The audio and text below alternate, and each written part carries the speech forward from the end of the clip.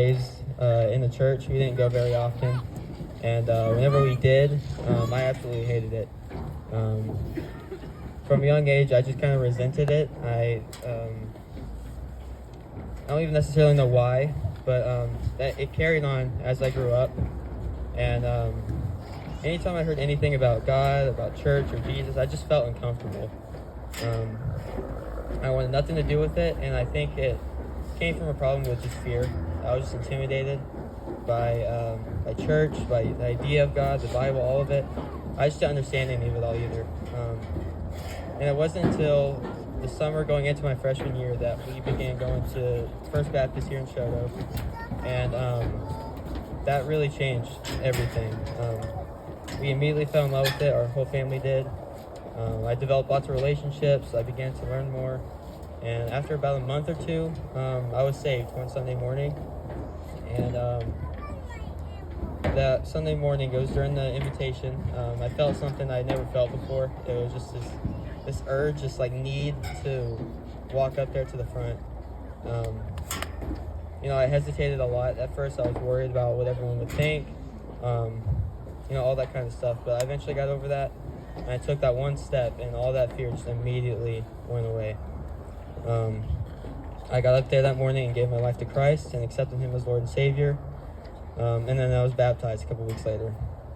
So for these past 3 to 4 years, I've had my ups and downs with my faith.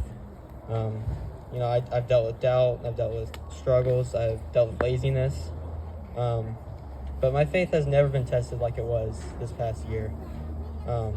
On November 28th, my sister was life-flighted to St. Francis Hospital after waking up, not being able to remember anything, not being able to talk, not being able to use the right side of her body. They initially thought it was a stroke, and during this whole thing, I was at home watching my other sisters. I was panicking. I remember just pacing back and forth throughout the house, just trying to get my mind off it, just praying. All the tests and scans that they did showed that she had fluid on her brain, which developed into bacterial meningitis. And for those who don't know, it's a serious deal. It's an infection that has a 10% death rate. Most people that survive it end up coming out of it with some kind of effect, like brain damage or some kind of learning disability, not being able to walk, hearing loss, stuff like that. And so that was really scary, dealing with that as she went. And sometime later down the line, they did some procedures. They drilled a hole into her skull, tried to drain some of the fluid. That didn't have any effect, so they went in again. But when they got her back to the room after the second time, her pupils were blown, which I've been told is a sign of potential brain damage. They rushed her into surgery, had to cut out the left side of her skull to relieve some of the pressure. This is when things were getting really, really bad, and her survival odds were slim. And prior to this, I had never really dealt with like a loss in my life that was like really, really effective to me. I've never dealt with like a loss of a family member, like a close friend. So I just kind of always assumed that it would be all right. That God's got it. And then when I got the message about this, about how she's getting rushed into surgery, I was updated on my phone during school, and I was told that her survival odds were very slim. She could have potential brain damage. They don't know what all would happen if she woke up. And I just had to get out of class. I found somewhere quiet, like in the office or something, and I remember just reading the message over and over again, just praying, begging God that she would wake up without any problems. The only chance she had this time was the power of prayer and the power of God.